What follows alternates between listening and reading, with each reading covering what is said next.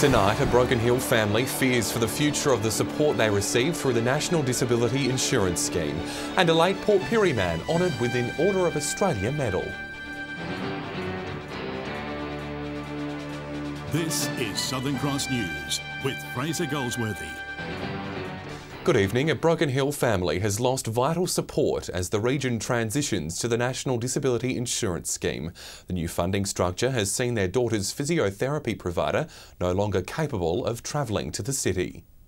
Jezabella Ortega suffers from cerebral palsy and for the past 8 years has been receiving physiotherapy from Novita Children's Services. But on Tuesday she had her last session with a physiotherapist because under the NDIS, funding to cover Novita's travel costs has stopped. Where does this leave my child? Where does this leave other families and other children like her who need the specialised support? The irreplaceable services like serial casting Novita provides have helped Jezabella since she was 2 years old. When I get into the pool, it helps me with my legs and helps me to get stronger in my legs. In a statement to Southern Cross News, Novita said under the NDIS, historic funding models will stop. It said it was committed to increasing services in Broken Hill and has responded to NDIS funding changes by introducing locally based services. Novita is still recruiting for additional roles in the Silver City, including physiotherapy. Ms Ortega says while they do have an NDIS plan, it doesn't provide the vital services her daughter needs. For rural people like us and like Jezabella and other families like us, it doesn't matter how much money you get. If the services aren't here, where do you go? That amount of money means absolutely nothing. The NDIS says while funding for therapy provider travel is available, the National Disability Insurance Agency must consider the availability of a local provider. It said it will look to implement new arrangements for provider travel, which should help it maintain the services to people like Jezabella living in regional and rural communities. For now though, unless travel subsidies are included in the NDIS, the Ortega family faces tough times ahead. When Jezabella needs to have something like serial casting, it means that we will now have to go back and forwards to Adelaide every week for however long the program goes. So that could be 3, 4, 5, 6 weeks at a time. Patrick Reinke, Southern Cross News.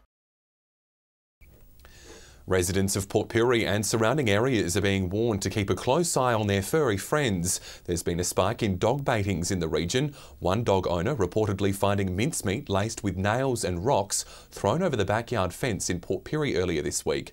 Residents are encouraged to monitor this sort of behaviour and notify local police and the council.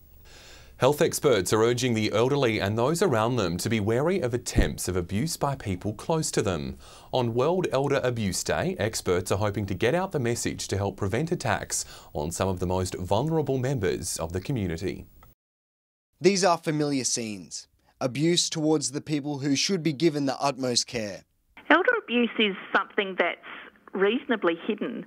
Around 1 in 20 older Australians are thought to be experiencing some sort of abuse. The abuse can range from minor to extreme cases and take many forms. It can be isolating people or neglecting them, but 50% of cases of elder abuse are financial. And the perpetrators are usually those within the family. Majority of them are their sons and daughters.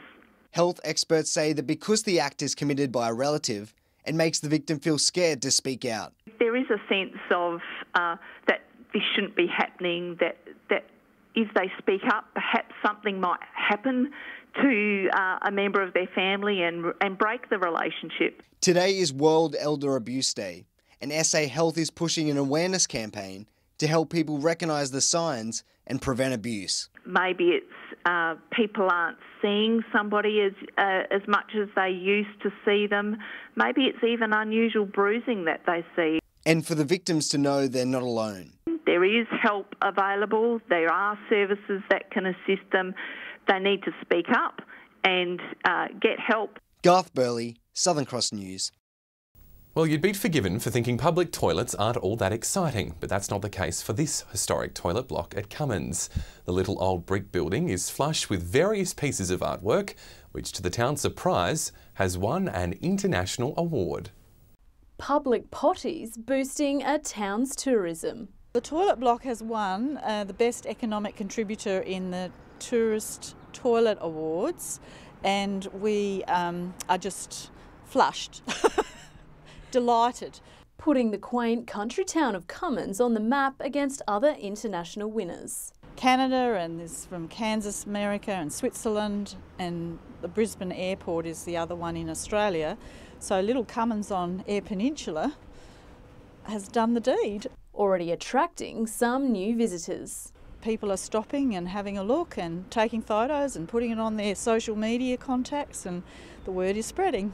The block was once home to the local railway station, which was the inspiration behind many of the masterpieces. I just sort of put two and two together and come up with some ideas for designing this to make it look like a little railway station. The creative work displays plenty of colour and quirkiness with mosaics and mirrors, but there's still plenty more art to go up. The idea is that the work will actually continue right around the building. Tapping into the nearby town of Tumby Bay's street art, a local artist could be bringing his colour to the walls. James Pedler may be doing a mural on the other side, and he's getting a bit of a name for himself. And the group is flush with plenty more quirky ideas to come to life. My dream was to always be able to press the button and for it to toot.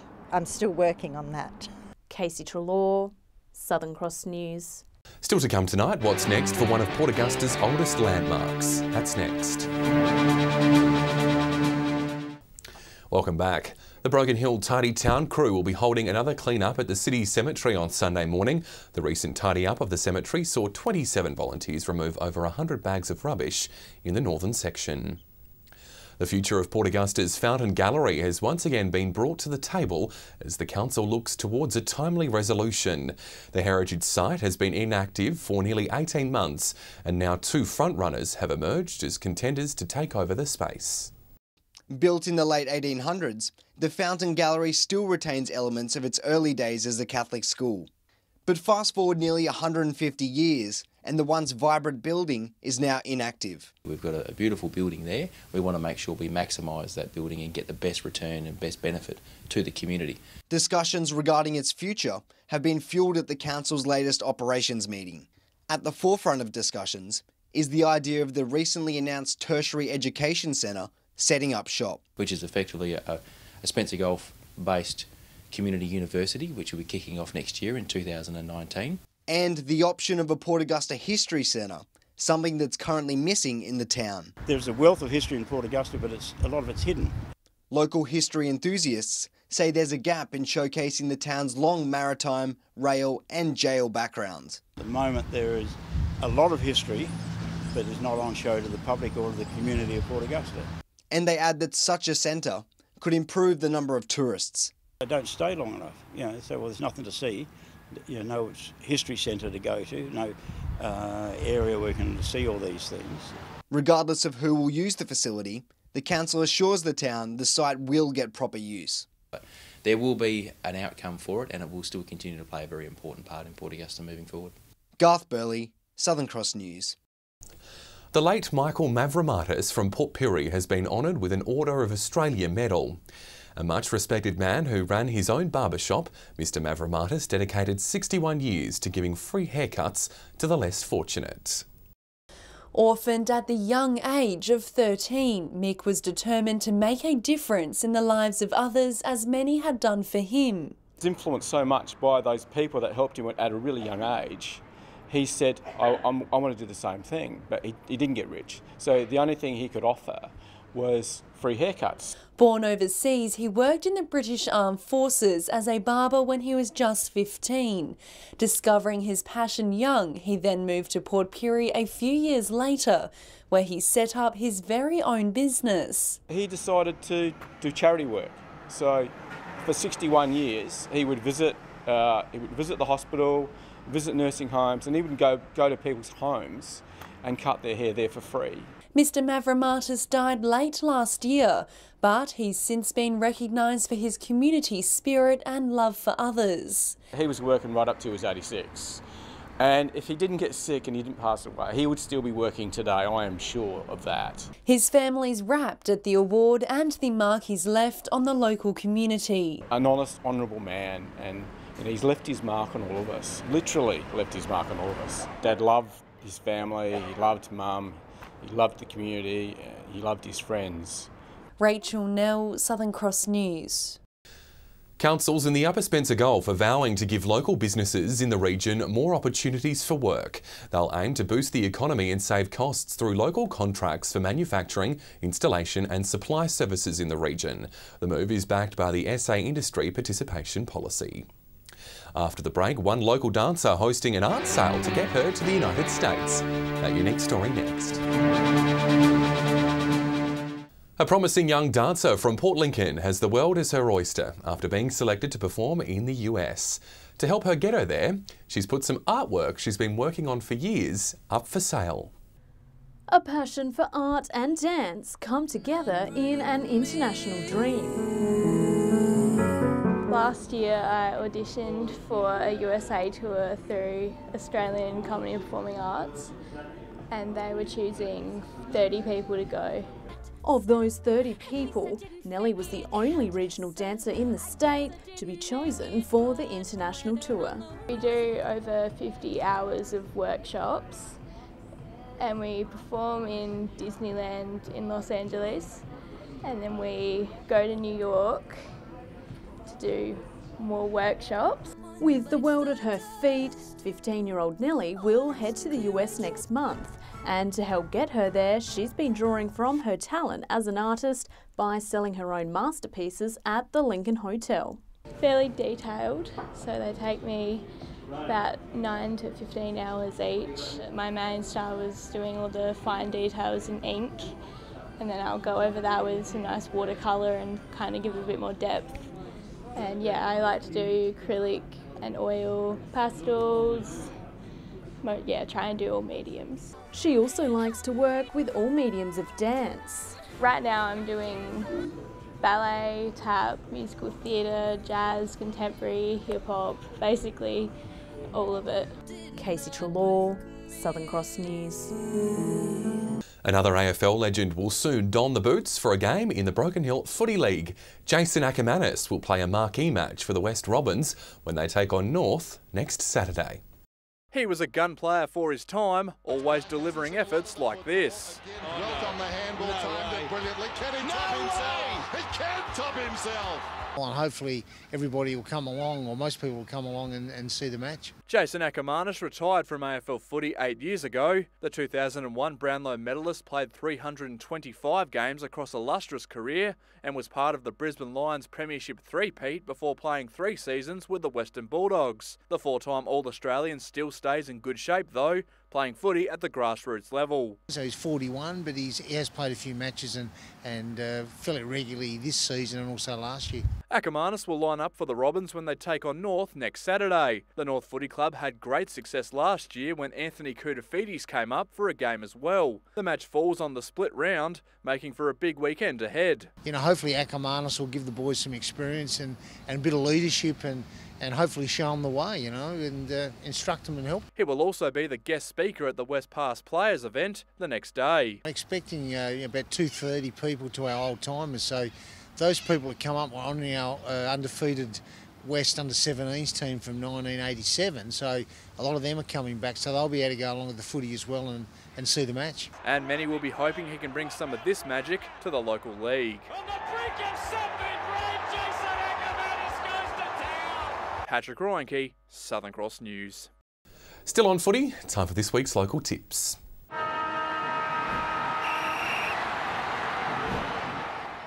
Hello and welcome to round 8 of SGL football. This round starts with Central hosting Port on Saturday in Port Augusta.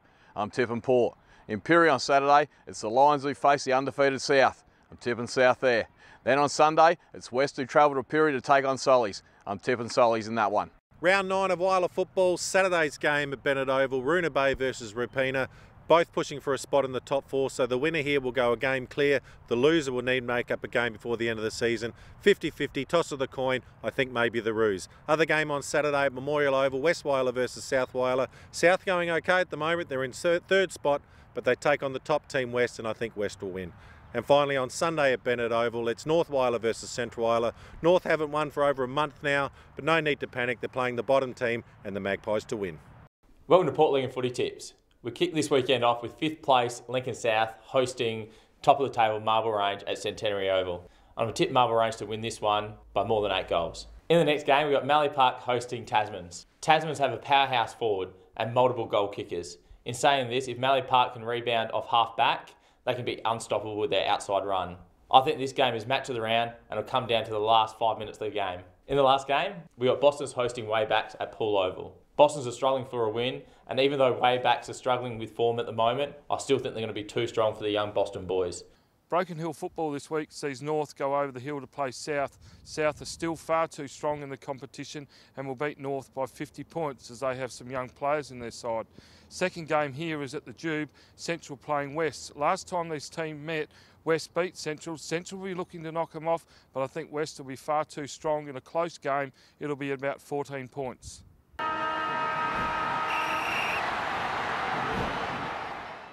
Stay with us. After the break, we'll have all the local weather details with Abby Donaldson. And Abby, we're in for a chilly weekend.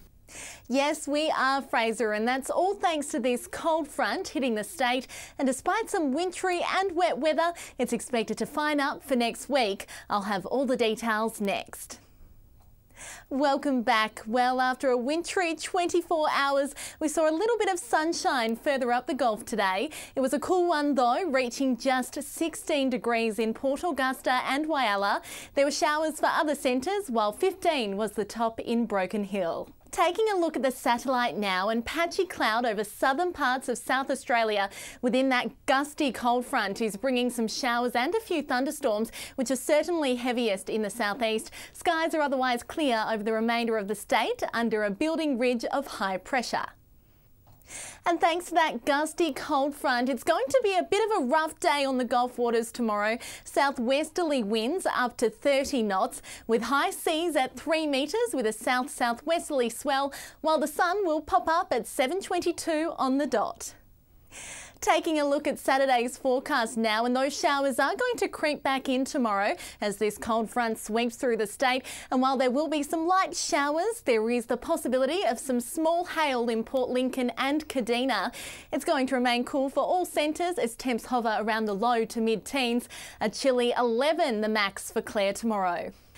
Looking ahead, there's a mix of showers and cloud for the rest of the weekend. Light scattered showers for most days in Port Lincoln, but it will fine up in Cleve and Woodner to kick off the working week, just 15 the max. A bit of a wet weekend for Whyalla, Port Augusta and Kadina, 15 the magic number for most days. The good news is the sunshine should make a return for Monday, but it will be cloudy on Tuesday. And lastly, showers here and there this weekend for Port Pirie and Clare. And rug up if you're in Clare because temps will hit just 11 degrees and there will be a mix of sunshine and cloud for Broken Hill over the coming days. So Fraser, we're in for a chilly weekend, but it should fine up for next week. Rug up indeed. Thanks, Abby, and that's the latest from the newsroom. Thanks for joining us. I'll have some updates later. Until then, enjoy the rest of your evening and your weekend. Good night.